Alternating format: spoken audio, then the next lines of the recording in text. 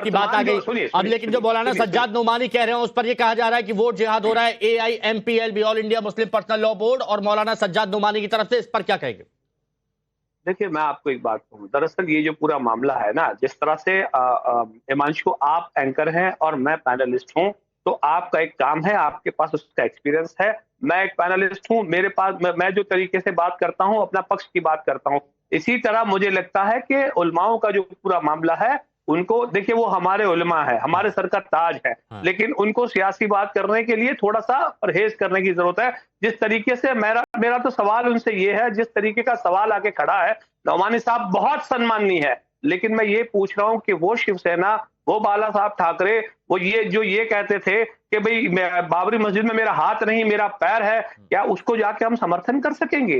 वो कांग्रेस जिसके शासनकाल में देश के प्रधानमंत्री नरसिम्हा राव सुप्रीम कोर्ट में हलफनामा दिया था कि बाबरी मस्जिद को हम कुछ नहीं होने देंगे, वो सुनिए, मैं अपनी बात खत्म कर लूं, उसके बाद वो जाके सो गए और देश में अराजकता फैलती गई। तो ये उस कांग्रेस का समर्थन महाविकास अघाड़ी के नाम पर करेंगे। तो मुझे ये लगता है कि ये जो राजनीति है, ये राजनीतिक काम जिन लोगों का है उन लोगों को करने दिया जाए। मुझे लगता है बैरिस्टर सदरुद्दीन ओवैसी साहब, ऑल इंडिया मजलिस इत्तेहादुल मुस्लिमीन के तमाम जो भी लोग हैं, जो कैंडिडेट हैं हमारे, उन लोगों को अगर वो प्रमुखता मिलेगी तो मैं लगता हूं कि मुझे लगता है कि ऐवान में जाके, सदन में जाके वो अपनी बहुत क्लियरिटी के साथ अपने अपनी बात रखी। ठीक है, 10 सेकंड और मुझे ये बताइए, रामगिरी महाराज के खिलाफ किसने मोर्चा निकाला था? तब तो कोई मौलाना बाहर नहीं निकले थे, कोई उलेमा बाहर नहीं निकले, अकेले वाहिद इम्तियाज जलील साहब ने लेके निकले थे और तमाम मजहब के लोगों को लेके निकले थे। वो काम करने की जरूरत है और उसी पे स्वामी चक्रपाणी जी, मुझे लगता है स्वामी चक्रपाणी जी, ये क्या हो रहा है? खुलेआम कहा जा रहा है, हालांकि आज अच्छी बात ये भी है कि चाहे वो मौलाना जरी हो, चाहे वो यहाँ पर हमारे साथ में दानिश कुरैशी जी हो, गलत को पुरजोर तरीके से गलत कह रहे हैं, अच्छी बात है, लेकिन मौलाना सज्जाद नोमानी, इनके लिए क्या कहेंगे आप? देखिए, नोमानी जी की जो विचार है वो पूरी तरह आतंकी सोच से ग्रसित है। वो देश में चाहते हैं नफरत और घृणा और डर पैदा करके एक तालिबानी राज्य स्थापित करना चाहते हैं और उसमें समर्थन दे रहे हैं, जिसको आप देख रहे हैं, सर्वविदित है किस प्रकार के विपक्षियों का बयान आ रहा है। तो कहीं ना कहीं उनकी सोच बहुत गलत है। दूसरी बात, अभी आप नोमानी जी को जो सद्भावना की बात दिखा रहे हैं, अरे भाई, इनको बोलने की अलग है और करने को अलग है। अभी आपके सामने पूरा देश सुन रहा है, कह रहे हैं कि एक भी हिंदू नहीं होता, एक भी मंदिर नहीं होता। जिस हिंदू राजा ने केरल में सबसे पहले मस्जिद बनवाया, आज उसको बैठ के धमकी दे रहे हैं। और दानिश जी जो है मुगलों को सद्भावना के प्रतीक बता रहे हैं। तो भाई, वतन की फिक्र कर नादा, मुसीबत आने वाली है मौलाना साहब, तुम्हारी दास्तां तक भी न होगी दास्तानों में। तो सवाल इस बात का है कि ऐसी धमकियां मत दे दीजिए कि किसी को भी गलत तरीके से कोई धमकी यहाँ पर नहीं दी जाएगी। अगर कुछ गलत है तो उसको गलत कह दिया। इस तरह की नहीं, हिमांशु जी, धमकी जो दे रहे हैं, इसको बोलिए इस तरह के शब्द वापस लें। साहब बोलिए। जो है इस परिस्थिति में आप जानबूझ करके गरमाना चाहते हैं माहौल को। ये किसी भी प्रकार से देश में इस चीज को स्वीकार नहीं करेगा। आप अपने को अल्पसंख्यक कहते मुस्लिम गेम खेलते हैं और दूसरी तरफ से जो है आप धमकी दे रहे हैं। आप कह रहे हैं कोई मंदिर नहीं होगा, कोई हिंदू नहीं होगा। ये इस देश में नहीं चलने पाएगा मौलाना साहब। मौलाना साहब, आप अपने में करेक्शन करिए। अजहरी साहब, जी अपने में करेक्शन करिए। आपको देश से माफी मांगना होगा, आपको देश से माफी मांगना चाहिए। इस तरह की हिंदुओं के खिलाफ आप बयान दे रहे हैं, एक एक करके बोलिए ना। आप कह रहे हैं कि एक भी मंदिर नहीं होगा, एक भी जो है हिंदू नहीं बचेगा। आप आज धमकी दे रहे हैं बैठ करके टीवी चैनल पे। ये धमकी किसी को बर्दाश्त नहीं होगा, कोई बर्दाश्त नहीं करेगा। ये गलत है। ये तालिबानी राज नहीं है, ये सरिया कानून है, संविधान का राज है मौलाना साहब।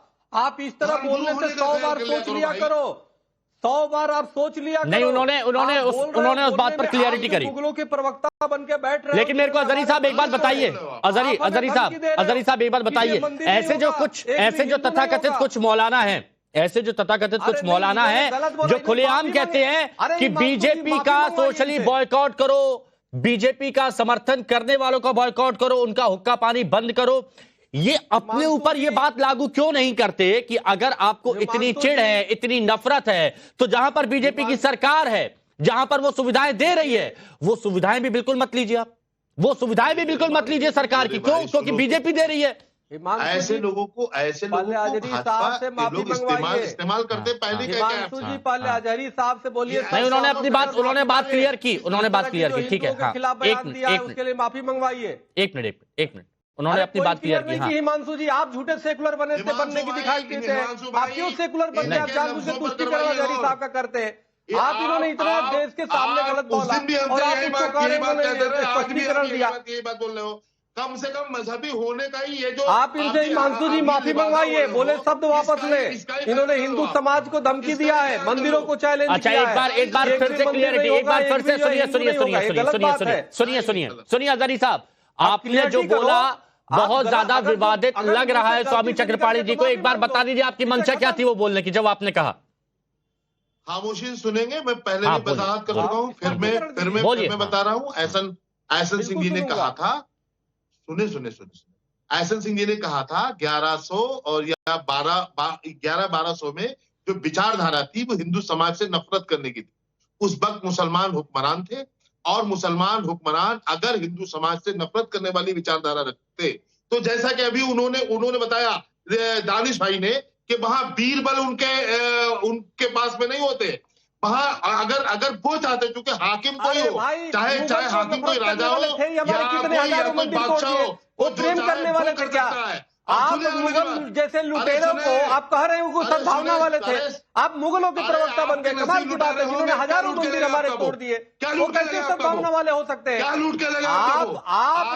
अजहरी साहब, आप बेवजह उड़ता तीर ले रहे हो। आप मुगल जैसे लुटेरों को आप बता रहे हो सद्भावना का प्रतीक। हमारे हजारों मंदिर तोड़ दिए, उन्होंने कोई कसर छोड़ी क्या? नहीं, सुनिए, लेकिन अजहरी साहब जिन शब्दों का आपने, सुनिए अजहरी साहब जिन शब्दों का आपने इस्तेमाल किया था, जो शब्द आपने यूज किए थे, वो शब्द कई लोगों को बहुत आपत्तिजनक लग सकते हैं। मुझे लगे थे, मैंने तुरंत आपको बोला कि ये सिर्फ एक ख्वाब है और अगर आप ऐसा सोच रहे हैं तो आप ख्वाब में जी रहे हैं। तुरंत मैंने उस बात को, आप ये ख्वाब और ख्याल की बात ही नहीं है। मैंने आपको बताना चाहता हूं अजहरी जी, हमारे मुस्लिम हुक्मरान नहीं थे। ठीक है, नहीं, वापस महाराष्ट्र आइए। हाँ, एसएन सिंह साहब। हिमांशु जी देखिए, आचार्य जी को नाराज नहीं होना चाहिए। हिमांशु जी बहुत अच्छी बात कही थी। आदरणीय पटेल जी ने एक बहुत अच्छी बात कही थी। उन्होंने कहा था कि हमने नहीं कहा था, हिंदुओं ने नहीं कहा था कि हम अलग रहना चाहते, मुसलमानों ने कहा हमारी विचारधारा, हमारी पूजा पद्धति, हमारी महिलाओं के प्रति सोचने की प्रवृत्ति, हमारी प्रकृति की प्रति सोचने की प्रवृत्ति अलग है। इस नाते हम हिंदुओं के साथ नहीं रह सकते हैं। फिर भी एक भाईचारा कायम हुआ और हिंदू मुस्लिम सिख ईसाई सब भारत में रहते हैं, अच्छी बात है। इन्होंने कहा कि हमने किया क्या है, ठीक है बात है, हम मुसलमानों को अपना भाई मानते हैं, नहीं हम मुगलों को अपना भाई नहीं मानते।